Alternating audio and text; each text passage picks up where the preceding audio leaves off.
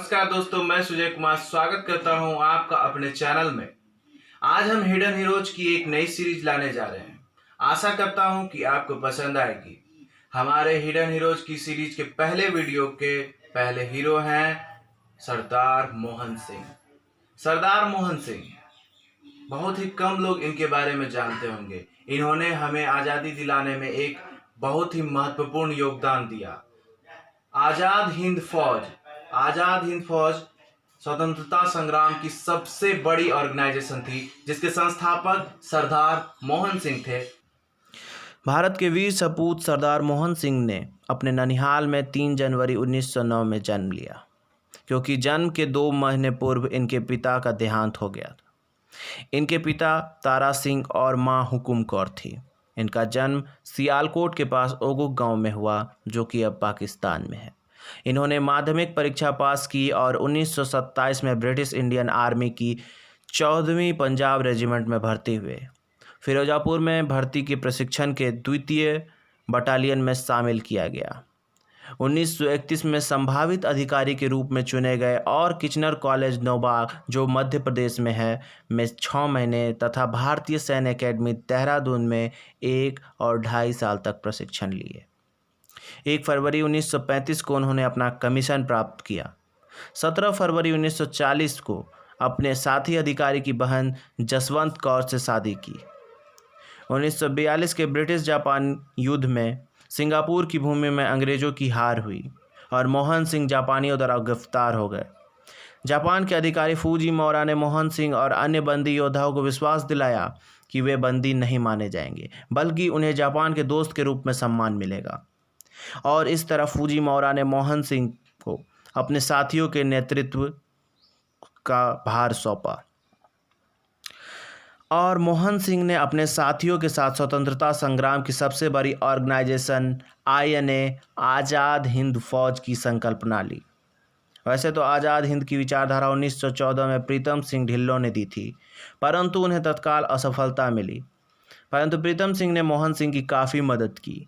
प्रीतम सिंह 1914 के समय से ही जापान के जासूसों के संपर्क में थे, जिससे मोहन सिंह को बड़ी मदद मिली। इस प्रकार INA के संस्थापक सरदार मोहन सिंह बने। इस ऑर्गेनाइजेशन को संभाला रास बिहारी बोस ने और नेतृत्व सुभाष चंद्र बोस ने किया। मोहन सिंह और फूजी मोरा ने बंदी सैनिकों में जोश भर दिया और सेना में आने के लिए प्रोत्साहित किया। अप्रैल 1942 तक औपचारिक रूप से आज़ाद हिंद फौज में सेना भर्ती होने लगी। शुरुआती समय में 16,000 पुरुषों से सेना की शुरुआत हुई, जिसमें 650 सैनिकों के 12 बटालियन थे तथा 2000 पुरुष के 4 रेजिमेंट थे। जापानी आज़ाद हिंद फौज का नेतृत्व अपने अंदर करना चाहते थे, जो सरदार को नामंजूर था। इस पर सरदार को जापानियों ने गिरफ्तार कर लिया। गिरफ्तार होने पर सेना का दुरुपयोग न हो, इसके लिए सरदार ने सेना के विघटन का आदेश दे दिया। परंतु रास बिहारी बोस और सुभाष चंद्र बोस ने सेना का नेतृत्व किया और सेना को विघटित नहीं होने दिया। रास बिहारी, जिन्हें तत्काल भारत से भागना पड़ा था, ने वापसी की और फरवरी 1943 तक सेना को संभाला और विघटन से बचाया। इसी दौरान उन्होंने जापानियों से बातचीत जारी रखी। इधर सुभाष चंद्र बोस ने हिटलर से समझौता कर लिया। जर्मन जापान समझौते के अंतर्गत जापानियों को सरदार को छोड़ना पड़ा और INA की कमांड रास बिहारी ने ले ली। जब सेना पूर्णतः गठित हुई तो सुभाष चंद्र बोस और रास बिहारी ने सरदार को कमान संभालने के लिए बुलाया, लेकिन जापानियों द्वारा इसका विरोध हुआ, क्योंकि सरदार ने सेना के विघटन का आदेश दिया था और इस तरह सुभाष चंद्र बोस ने INA की कमांड संभाली। इसके बाद मोहन सिंह अंग्रेज़ों द्वारा गिरफ्तार हो गए। हालांकि सार्वजनिक दबाव के कारण उन्हें रिहा करना पड़ा। उन्होंने राज्यसभा के सदस्यों के रूप में भारतीय संसद में कार्य किया। 15 अगस्त 1947 की आज़ादी को उन्होंने महसूस किया, लेकिन दुर्भाग्य देश 2 भागों में बंट गया, जिससे उन्हें अपना घर छोड़ना पड़ा। अब वे भारत में एक बेघर शरणार्थी बन गए। बाद में लुधियाना के पास जुनियाना नामक गांव में कुछ ज़मीन दी गई, जहां वे बस गए।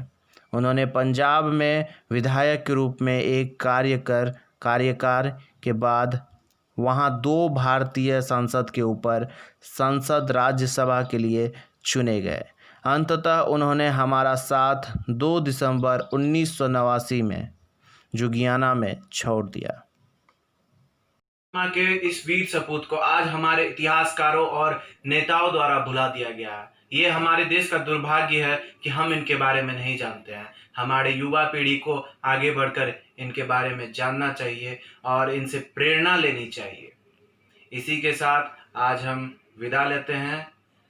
जल्द मिलेंगे नेक्स्ट वीडियोस में। अगर वीडियो अच्छी लगी हो तो लाइक करें, चैनल को सब्सक्राइब करें और वीडियो को शेयर करें। धन्यवाद। जय हिंद।